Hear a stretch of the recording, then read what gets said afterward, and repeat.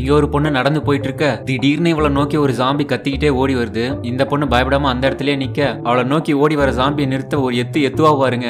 உதச்ச உதையில sudden brake பிடிச்ச மாதிரி அந்த ஜாம்பி பையன் நின்னுட்டு இருக்கான். இவ ஜாம்பிய பாக்க ஜாம்பி இவளை பாக்க ஏதோ ரொமான்ஸ் பண்ற மாதிரி பாத்துட்டு இருக்க. பின்னாடி நாய் துரத்திட்டு வருது.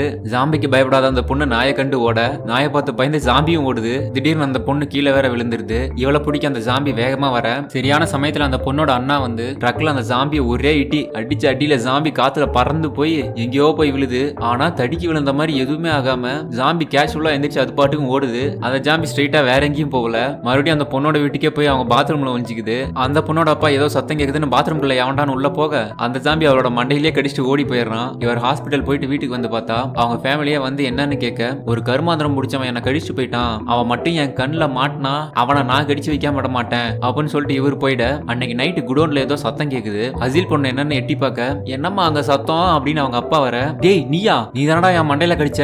உடனே இந்த ஆள் அங்க இருந்த ஒரு மண்வெட்டி எடுத்து அவனை அடிக்க அதுக்குள்ள இந்த பொண்ணு போய் வீட்டுல இருக்கிறவங்க எல்லாம் கூட்டு வரா. ஐயோ அப்பாக்கு எதுவும் ஆயிடக்கூடாதுன்னு பெரிய பையன் ஓடி வந்து பறந்து ஒரு உதைப்பான் பாருங்க. ஜாம்பி ஒரு கம்பியில கிரில் சிக்கனை சொருட மாதிரி சொருவிட்டு நிக்கும். ஐயோன்னு பதறி போய் குடும்பமே பாத்துட்டு இருக்க. அது ஜாம்பி பையனுக்கு ஒண்ணுமே ஆகாம நடந்து வருவான். ஆனா இதை பார்த்த அப்புறம் தான் இது உண்மையான ஜாம்பின்னு அவங்களுக்கு புரியுது. ஜாம்பியை குடோன்லயே வச்சு அடைச்சிட்டு அப்புறம் தான் ரியலைஸ் பண்றாங்க ஜாம்பி வேற நம்ம அப்பாவை கடிச்சிருச்சு அப்படின்னு சொல்லிட்டு இவங்க அப்பாவே அடிச்சு வண்டியில போட்டு லாக் பண்ணிட்டு இவங்க என்ன பண்றதுன்னு வீட்டுல உட்காந்து யோசிச்சுட்டு இருக்க. அவங்க அப்பா வண்டி மேல இருந்த ஓட்ட வழியா ஏறி கேஷுவலா நடந்து வந்துட்டு இருக்காரு. ஜாம்பி கடிச்சு ஜாம்பியா மாறுவாருன்னு பார்த்தா 5 வயசு குறைஞ்ச மாதிரி எங்க ஆயிடுறாரு. அந்த ஜாம்பி பையனை வச்சு காசு சம்பாதிக்கலாம்னு முடிவு பண்றாங்க. அந்த ஊர்ல இருக்கிற பெருசுங்க எல்லாம் வந்து நீ மட்டும் எப்படா இவ்வளவு எங்க நான் என்ன தர சாப்பிட்டேன்னு கேட்க நீ காசு கூட உனக்கும் அதை நான் பண்ணி விடுறேன்னு சொல்ல அந்த ஊர்ல இருக்கிற எல்லா வயசானவங்கள்ட்டையும் காசு வாங்கிட்டு ஒரு ஓட்டைக்குள்ள கையை விட சொன்னா ஓட்டைக்கு அந்த சைடு ஜாம்பி எல்லாரையும் கடிச்சு இவங்க நல்லா சம்பாதிக்க ஆரம்பிச்சிடுறாங்க. அடுத்த நாள் வயசானவங்க எல்லாருமே 10 வயசு குறைஞ்ச மாதிரி எங்க ஆயிடுறாங்க. அந்த ஜாம்பி பையனே இந்த ஃபேமிலி நல்லா கண்ட்ரோலுக்கு கொண்டு வந்து அந்த ஜாம்பி பையனுக்கு முடி வெட்டி விட்டு அவனை அழகாக்கி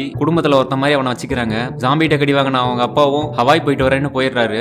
ஆனா இதுக்கு மேலதான் பிரச்சனையே ஸ்டார்ட் ஆகுது. இவன் கடிச்ச எல்லாரும் கொஞ்ச நாள் இளமையா இருந்தாலுமே ஜாம்பி வைரஸ் மியூட்டேஷன்னால மறுபடியும் எல்லாரும் ஜாம்பியா மாதிரி ஊர் ஃபுல்லா எல்லாரையும் கடிக்க ஆரம்பிக்கிறாங்க.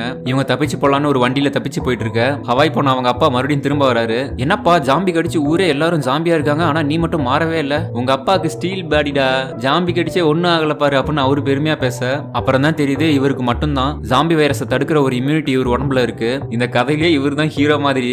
அப்புறம் என்ன இவரை வச்சு அதே மாதிரி ஓட்டைக்குள்ள ஜாம்பி எல்லாம் கையை விட இன்னொரு சைட்ல இருந்து இவர் அந்த கையை கடிக்க அவனுங்கெல்லாம் மறுபடியும் நார்மலா மனுஷனா மாறிடுறானுங்க. ஜாம்பி எல்லாம் மனுஷனா மாத்துறாங்க. அந்த ஃபர்ஸ்ட் ஜாம்பியா இருந்தான்ல அவனையும் மனுஷனா மாத்தி அவங்க குடும்பத்திலேயே ஒருத்தனா சேர்த்துக்கிறாங்க. அப்புறம் ஊரா போய் ஜாம்பி எல்லாம் மனுஷனா மாத்தி காசுக்காக இவங்க செஞ்ச தப்ப இவங்களே சரி பண்ணிடுறாங்க.